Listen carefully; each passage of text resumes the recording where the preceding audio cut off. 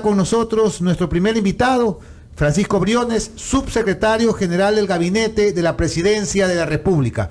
Francisco, un gusto tenerte nuevamente aquí en los estudios de Radio Centro. Bienvenido a Punto de Orden. La ley de inversiones, la puerta hacia el empleo y la prosperidad. Cuéntanos de las bondades de este proyecto. Buenos días, gracias también por la invitación, Javier. Buenos días también, qué gusto, Marisol. Buenos días también con todos los que nos escuchan. La ley de inversión por el empleo, Javier, la venimos promoviendo ya hace algún tiempo con el presidente. Finalmente la presentamos hace una semana y media, hace casi 2 semanas, con el objetivo de promover estas grandes inversiones que esperamos que asimismo desaten las inversiones o los emprendimientos más pequeños, porque al final del día, antes de entrar a lo medular, digámoslo así, de la ley o a los temas de la ley, al final del día, una gran inversión, una obra pública, una alianza público-privada, una zona franca que se puede entender como inversiones gigantescas que uno podría decir solamente van direccionados a un tipo de empresarios. Al final del día van a demandar en el día a día un catering, servicios de comida, van a demandar un servicio contable, van a demandar un servicio de abogados, van a demandar un servicio de publicidad, de marketing, de producción, y así es como se irriga el efecto de las grandes inversiones a la economía. Y eso es lo que este gobierno busca. Este gobierno busca promover y atraer esos 30.000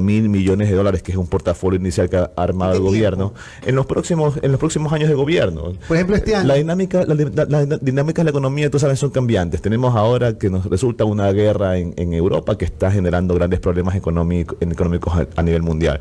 Pero lo que nosotros buscamos es atraer grandes cantidades de inversiones que luego puedan afectar o beneficiar, mejor dicho, a la generación de emprendimientos y de muchos más servicios.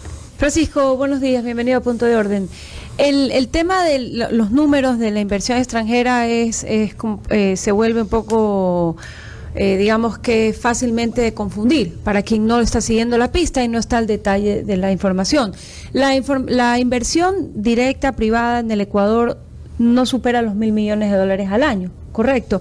En una entrevista el ministro Julio José Prado habla de doblar la inversión directa privada, pero por otro lado se habla de un plan de $30.000 millones que entiendo que es mucho más macro en el sentido de atraer inversión justamente producto de esta ley y estos estímulos que se hagan facilitando negocios en el extranjero. ¿Por qué esta diferencia de lo uno y lo otro? Mira, gracias por la pregunta porque nos permite aclarar un tema que es bien importante. El ministro Prado, cuando él habla de duplicar las inversiones, él se está refiriendo a los temas que están sobre todo en su cancha, que son las inversiones productivas, que son las inversiones netamente privadas. Es decir, cuando él firma contratos de inversión para dar estabilidad jurídica, estabilidad tributaria a las inversiones en fábricas, por ejemplo, a las inversiones que en nuevas empresas, en minería, en hidrocarburos, que son propiamente y 100% privadas. Cuando nosotros hablamos del portafolio de 30.000 millones de dólares de inversión privada, de proyectos públicos para inversión privada. Es decir, estamos hablando de alianzas público-privados, estamos hablando de concesiones, estamos hablando de delegaciones al sector privado, estamos hablando de todo lo que tiene que ver en la relación público-privado. Estamos hablando en obras de infraestructura, estamos hablando en carreteras, aeropuertos, puertos, concesiones también en algún tipo de joint ventures mineros o de hidrocarburos, y entre otros tipos de también inclusive servicios en las francas, tal vez medicina, tal vez educación, dependiendo de lo que vaya saliendo, ¿no? Entonces hay un portafolio de proyectos públicos, o sea, proyectos del Estado que buscan financiamiento privado. Ahora, el tema de las alianzas público-privadas es un concepto que nace del gobierno de Rafael Correa. Si bien nació con bastante poca claridad, una cancha nada delineada y más bien hubieron 1 o 2 procedimientos o inversiones que fueron por esa vía, porque no era una herramienta clara de utilizar, inclusive para la prensa ni siquiera era muy clara de entender cómo es que se establece una alianza público-privada. Entiendo que esta ley quiere ahondar en ese tema, marcar la cancha. ¿Nos puedes contar un poco cómo es, en qué consiste la cancha? Porque quien va conduciendo su carro en este momento quizá piensa que la alianza público-privada equivale a una concesión o a una privatización y se cae fácilmente en un discurso de demagogia. Explícanos un poquito, por favor. Bueno, el concepto de asociaciones público-privado es muy antiguo en la región, digámoslo así, en otros países que hay mucho más desarrollo de inversión privada, como en Colombia, Chile, Perú, México. Las asociaciones asociaciones público-privadas tienen mucha historia, ¿no? Lamentablemente acá, como se plantearon inicialmente en Ecuador, tenían muchos defectos de construcción y de visión.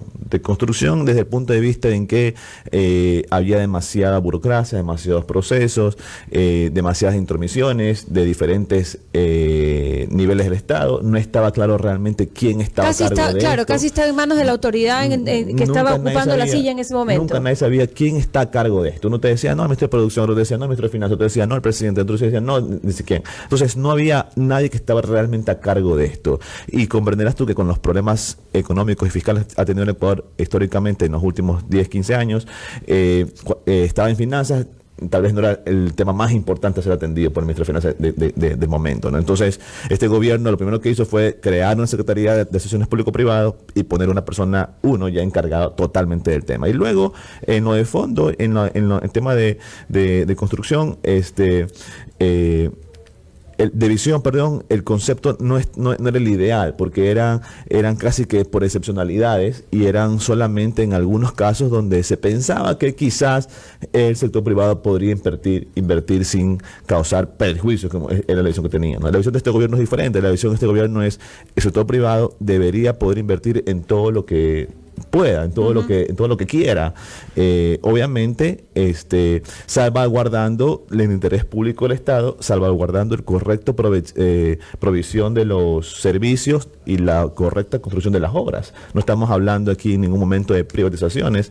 Los activos serán siempre del Estado y tampoco la competencia de los servicios públicos, si es que se llegase a ofrecer alguno, tampoco serán competencia privada, sino serán competencia también del público. Ahora, el tema de las zonas francas está ahora en la punta de la lengua del gobierno, la narrativa y sobre todo en la explicación de los beneficios de esta nueva ley.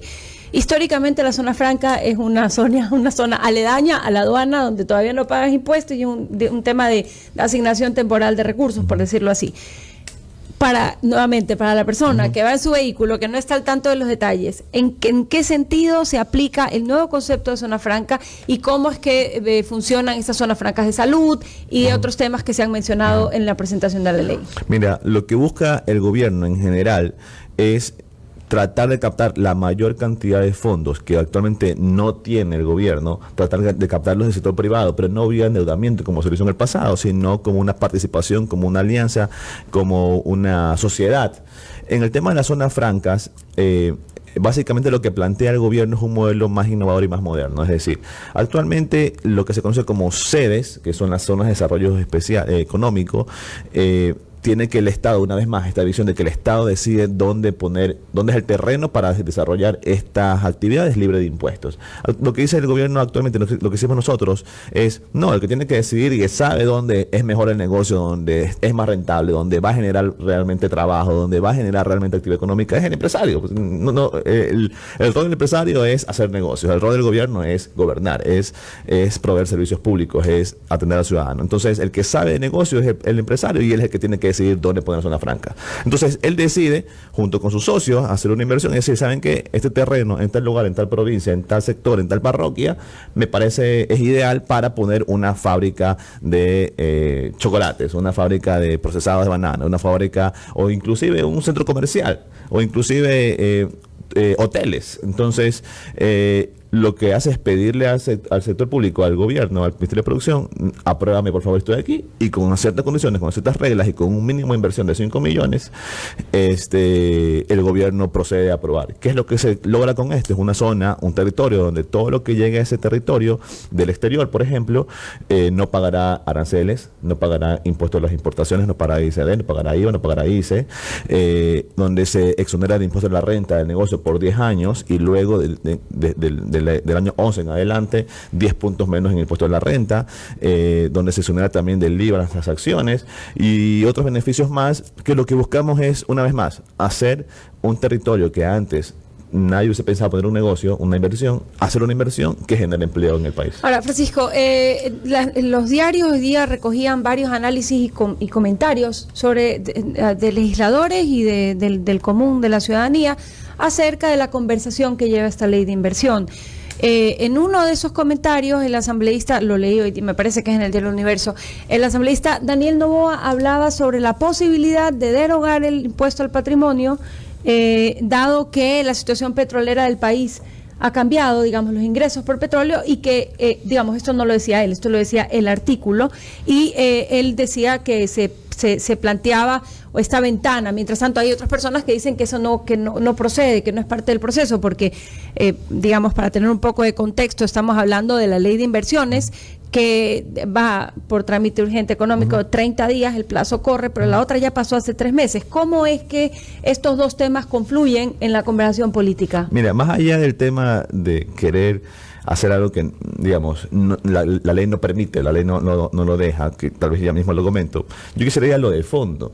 Ojo, no es Daniel Noboa el que promueve. No, más allá de eso. Lo que mencionaban en el artículo su nombre. Más allá de eso, yo quiero ir a lo de fondo y un poco apelar también a la conciencia ciudadana, porque venimos de un modelo en que decimos en que nos farreamos todos los dineros de los petróleos, de los boom petroleros, donde no ahorramos absolutamente nada, en donde no hay una planificación para gastar los recursos y donde nos endeudamos agresivamente.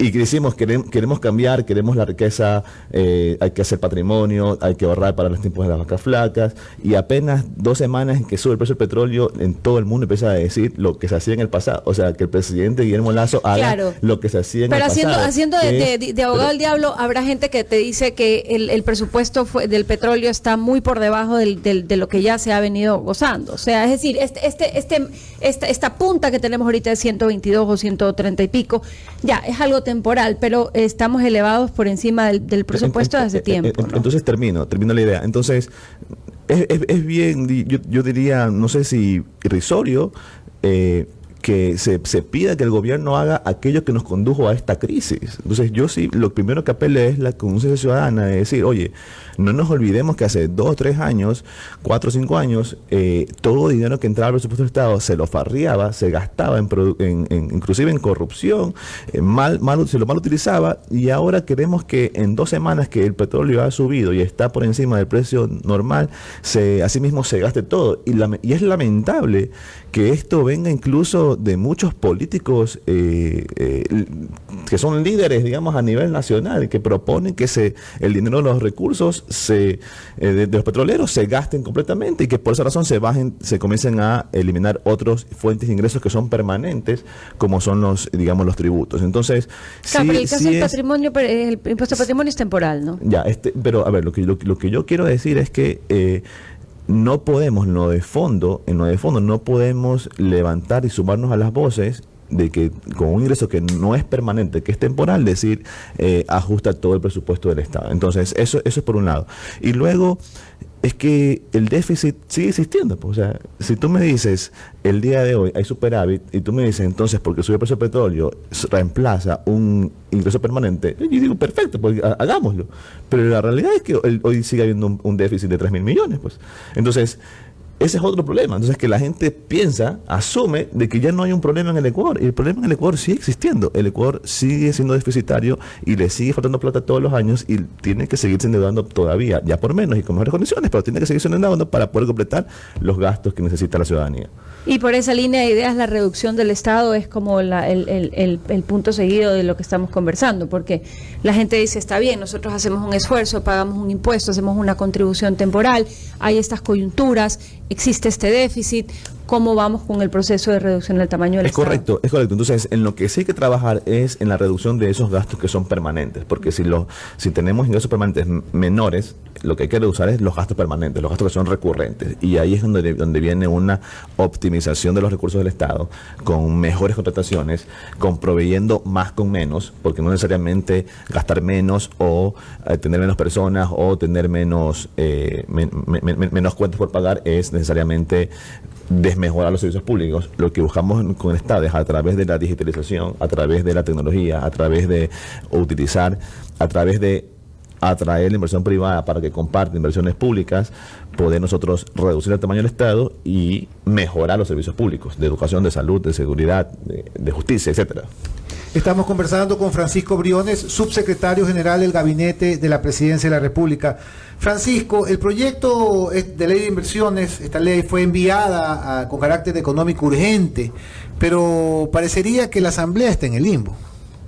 Mira, cuando se envía con carácter urgente, los tiempos corren, ¿verdad? Y son 30 días por reloj es una, como se llama, ayer estaba Richard Carapaz en una contrarreloj, es decir, tiene que ir lo más rápido posible para llegar a la meta.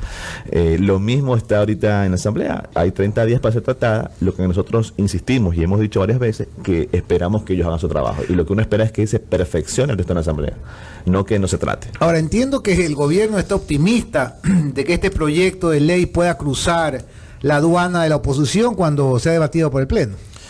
Mira, nosotros no vemos como un proyecto o como una ley del gobierno, vemos como una ley para los ecuatorianos y creemos y pensamos, no quisiéramos que la Asamblea se oponga a atraer más inversiones y crear más empleos para los ecuatorianos, porque esto no se trata del gobierno de Guillermo Lasso, de Francisco Briones o del ministro de Economía, ministro de Producción, ni de Roberto Salas. Se trata de los ecuatorianos y al final del día lo que queremos es atraer inversiones, que haya más obra pública.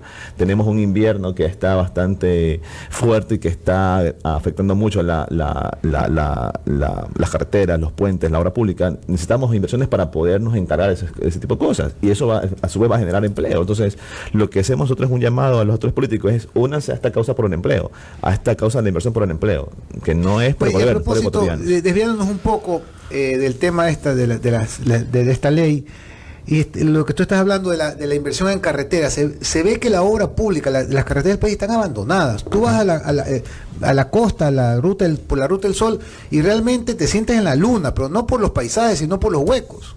Sí, mira, el gobierno hace un esfuerzo dentro de los limitados recursos que tiene, ir asignando y ir poniendo por prioridades. Porque cuando no tienes los recursos sobrantes y cuando no tienes demasiados recursos, lo que tienes que hacer es priorizar. Y en base a eso, ustedes conocen de que el invierno ha estado pegando bastante fuerte en algunos sectores del país y en unos más que otros. Entonces, desde ese punto de vista, yo te digo, ¿y concesionar las vías? Se va priorizando. Y para concesionar las vías es lo que estamos nosotros tratando de promover a través de esta nueva ley, ¿ya? De tener un marco jurídico lo suficientemente robusto, un marco jurídico en el cual el Estado sea fortalecido y no sea debilitado en su rol de supervisión, y en el cual el privado sea fortalecido en su rol de incentivos. Claro, ahora Francisco, las necesidades son apremiantes. O sea, ayer, como dice Juan Javier, la carretera de la vía de la costa está bien. Es la que uno circula, pero hay otros puentes que se han caído. Ok, pero en la vía Machala, por ejemplo, ayer salía en el noticiero que las bases del puente se están cediendo, entonces tienen que poner una vía alterna. Y el proceso está bien, el plazo para la ley de inversión es de 30 días, pero que se implemente eso y que luego lleguen los recursos, eso toma un tiempo. ¿Cuál es el plan mientras tanto? El plan mientras tanto es hacer lo que hemos estado haciendo, respondiendo. El ministro Cabrera, el día de noche que viajamos juntos a las 9 de la noche, él venía también ya a hacerse cargo de atender ese tema en Machala. Miren que en Machala, una vez más, hay una concesión para la carretera de Machala, por si acaso. Y ya está contratado, y hay un contrato para que un privado se haga cargo de esta carretera. Yo he entendido que el exalcalde Falqué se opone. El problema es que hay políticos que se oponen y que lo ven como una moneda de cambio, como un tema político, el tema de la carretera, y se oponen a que se ponga un peaje para que se construya la carretera. Entonces no es que no existe, digamos, los planes, los procesos, o no es que no existen las soluciones. El problema es que también mucha de la clase política en el país, por tratar de ganarse unos 2, 3, 4 votos, se unen a causas que son en contra del país. Entonces lo que nosotros le decimos es: pongámonos en la camisa del Ecuador, pongámonos a favor del país, de la inversión, del empleo, de la producción. Por esa carretera necesaria, la producción de esa carretera son 6 carriles, 3 de cada lado, y no se construye porque está paralizado con una serie de protección judicial la obra. Tengo 2 temas más para tratar. La reforma tributaria es la hija fea del gobierno, Francisco. ¿No han pensado en maquillarla para que resulte más agradable a los ojos de los contribuyentes? Mira, lo que no digamos, hay diferentes gustos y diferentes bellezas. ¿No? Entonces, pero esta sí que es horrible para todos. Entonces, más allá de, digamos, de defender la incremento de impuestos, yo te digo, en el gobierno trabajamos día a día por mejorar la situación económica del país y de las familias. Y no hemos descartado y continuamos evaluando el mejor equilibrio para hacer en las próximas semanas un tema arancelario y un tema también, eso es una buena noticia, de impuesto a los consumos especiales. Recordemos que dentro de la ley también se estableció que el presidente puede vía decreto, reducir el impuesto a los consumos especiales que afecta a algunos productos grandes. Y luego también el presidente, bueno, no el presidente, pero el Ejecutivo, a través del COMEX, puede hacer reducciones de aranceles. Entonces, durante esta época en la cual hemos pedido esta contribución adicional o este incremento en el impuesto a la renta a las personas que más ganan, entendemos que hay una afectación allí. Y estamos trabajando en cómo se la compensa en las próximas semanas. Esperamos de acuerdo. Eso es una gran esperemos noticia. Acorde a cómo va. Esperemos acorde a cómo van evolucionando las cosas y pasar algunos hitos importantes en las próximas semanas para empezar a poder avanzar con esas decisiones, que digamos de poco a poco ir equilibrando las distorsiones, porque el problema es que el Ecuador tiene una economía distorsionada. Entonces, más allá de que por ejemplo, el impuesto a la renta era demasiado bajo, en verdad, de las personas era demasiado bajo en relación a lo que debe ser. Pero el problema en el Ecuador es que tienes muchos otros impuestos más que te afectan también a la renta. Y que la presión tributaria es altísima. Y que son los distorsionantes, que son los que se deben eliminar. Perdón. Entonces, si tú tienes un impuesto a la renta robustecido, fortalecido, fuerte, tienes que entonces deshacerte de todo lo demás, ¿ya? Porque es lo deseable. Lo deseable es tener un impuesto a la renta fuerte y eliminar otros impuestos distorsivos como el ICE, como los aranceles, quizás como otros más. Entonces, eso es lo que busca este gobierno. Pero es que si haces todo al mismo tiempo, se complica la vida del gobierno y del país. Entonces, una vez que está robustecido y funcionando el impuesto a la renta, vamos a ir por los otros impuestos distorsivos, el ISD, incluido también, en el cual la economía se equilibre y, digamos, es mejor para todos. Bajando impuestos, pero ¿para cuándo bajamos la tramitología en el país? Tanto trámite para emprendedores. Algo que no hemos comentado en la ley de inversiones es la digitalización de uno de los temas, yo te diría, más engorrosos en la economía para los negocios, que son las notarías. Entonces estamos digitalizando y promoviendo la digitalización de las notarías 24/7 para que tú desde cualquier lugar no tengas que ir a la notaría a firmar y que te vean, que te tomen la foto, etcétera, con todos los socios de tu negocio para que se concrete y para que se oficialice el asunto, ¿no? Entonces estamos trabajando también en la digitalización eso, estamos impulsando o igualando o equiparando la validez de la firma electrónica a la firma física, que eso también te ayuda y te va a ahorrar mucho papeleo, y estamos también modernizando temas de legislación normativa de la construcción para impulsar la construcción, entre otras cosas más. Entonces, vamos haciendo cosas de a poco. En las próximas semanas, ojalá tengamos noticias también en nuevos trámites de ciudadanos que son engorrosos, como el tema del registro civil, el tema de las licencias con la ANT. Estamos trabajando en varios frentes, tal vez no todo es visible y no todo avanza como uno quisiera, pero yo espero que en las próximas semanas se puedan obtener anuncios importantes sobre cómo facilitamos trámites también en las cosas que hace el ciudadano en el día. Francisco, tú y Diego Ordóñez presidirán, van a bailar con la más fea, hablando de feas, ¿no? Van a bailar con los más feos. Dejemos de hablar de feas, Juan Javier, hablemos de feos. Estamos pasados de moda. Estamos en el día de la mujer, así que sí, hablemos de feos. Ustedes van a bailar con los más feos, presidirán las mesas de diálogo con el FUT. ¿Qué van a negociar con los líderes sindicales? Mira, yo creo que nos une una misma causa con los amigos del Frente Unitario de Trabajadores, que es la creación de empleo. Y el presidente en la reunión que tuvimos les expuso su preocupación, sobre todo y su interés en particular por los jóvenes y las mujeres que el día de hoy no tienen empleo. Y mucho más allá de eso, más que los que el día de hoy, por aquellas que son la gran mayoría que nunca en su vida, que por jóvenes, por señores, por madres de familia, que a los 40, 50 años nunca han sido afiliados a la Seguridad Social y nunca han tenido un empleo adecuado, un empleo formal. El presidente les puso que ese es su motivo. El presidente le dijo, yo trabajo de los 15 años, debería poder un joven que quiere trabajar el día de hoy para pagarse sus estudios, para salir adelante con su familia, la ley también puede hacerlo con ciertas condiciones que garanticen derechos humanos y todo. Entonces, los objetivos son comunes. Quizás en las soluciones o en las propuestas hay un poco de divergencia, pero el objetivo es poder trabajar con los amigos del FUT y con otras asociaciones más, no solamente con ellos, sino también con las otras organizaciones sociales y de trabajadores, para poder tener una propuesta para el país. Ojalá lo logremos. El gobierno nacional está dispuesto a consensuar, a ceder, a conversar, a discutir, a debatir algunas propuestas con el objetivo de avanzar lo más posible en este tema estructural del país, que es modernizar la legislación laboral. Hay un tema de articulación de intereses y de vocerías. Están los voceros del FUT, están los voceros del gobierno. ¿Quién habla por los desempleados?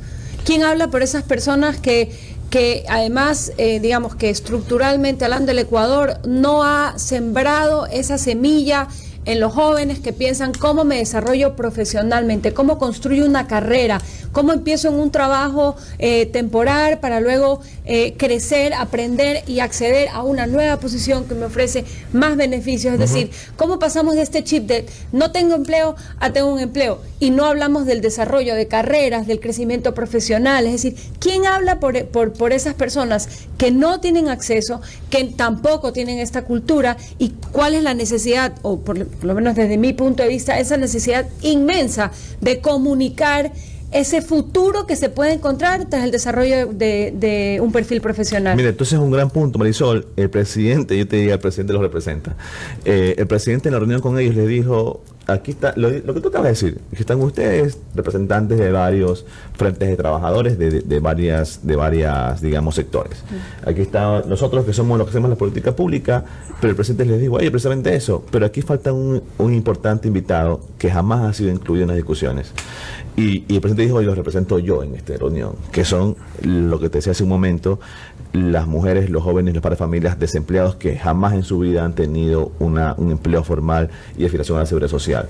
Y es por ellos es que nosotros estamos proponiendo todas estas modernizaciones en materia laboral. Estamos promoviendo, ojo, no estamos promoviendo ningún tipo de precarización, estamos promoviendo ningún tipo de excepciones para la afiliación de la seguridad social. Estamos más bien promoviendo esquemas de contratación más flexibles, más modernos, más adaptables, que permitan acceder a todos los beneficios que nos da la ley el día de hoy, pero con facilidades para la contratación. ¿Cómo coexistir? ¿Cómo coexistir en ese código de trabajo que existe hace 80 y tanto, creado con una mentalidad de hace 83 años, me parece, que la creación de esta nueva oferta laboral, porque y que de alguna manera se respete lo uno, se respete lo otro? Porque además la creación de esas dos cosas no es que inmediatamente van a caer las ofertas de trabajo, es decir, tiene que haber una gran cantidad de inversión para que esas ofertas de trabajo se den. ¿Cómo coexistir con estos dos códigos? Mira, es que hay temas... O con estas dos set de reglas. Yo te digo muy claro, hay temas que debemos superarlos, que necesariamente tienen que cambiar rotundamente, y hay otros temas que hay que conservarlos, que son principios básicos de la contratación, que son principios básicos de los derechos de los trabajadores, de los empleadores, y que deben ser conservados. Pero hay muchos otros que, como tú lo decías, con un código que fue construido hace 83 años, con otra estructura económica, básicamente para otro tipo de trabajo, con otra realidad, básicamente trabajo industrializado, de repetición, de simple mecánico, de ir, te dar 8 horas y hacer una actividad repetitivamente, no hace falta demasiada flexibilidad.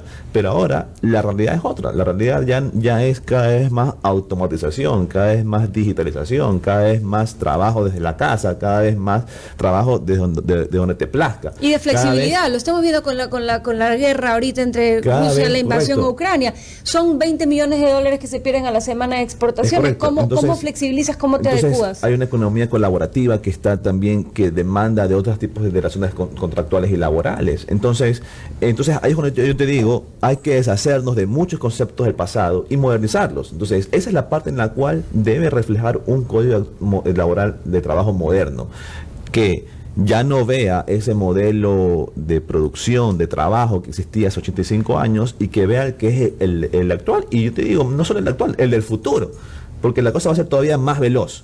Entonces, eso hay que superarlo y hay que cambiarlo rotundamente. Lo que hay que mantener y preservar son todos los derechos laborales.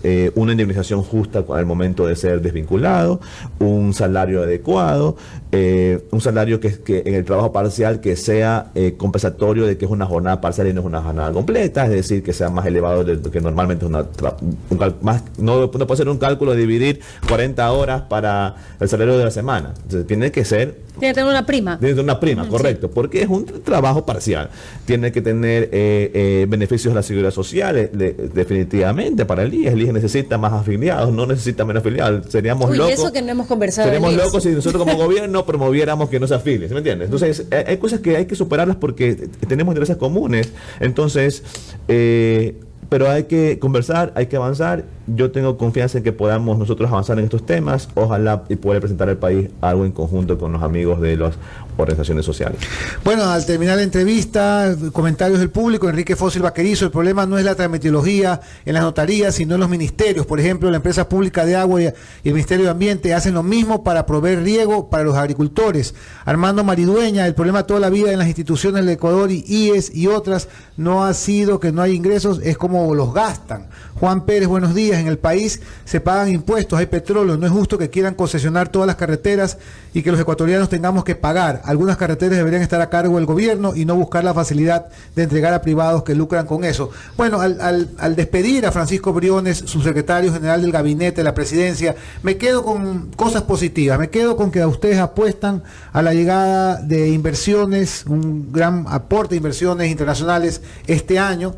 Me quedo con que van a revisar algunas distorsiones de la ley tributaria. Me quedo con que se están trabajando en eliminar la tramitología en los ministerios. Bueno, y también no te olvides de dos temas importantes que ya los he puesto como meta, como campañas en esta radio: la calidad de la gasolina, uno, y otro, que tenemos un precio alto de gasolina y una gasolina pésima. Tengo entendido que estamos entre las 3 gasolinas más malas del planeta. Nos gana solamente la de Sudán y otro país africano.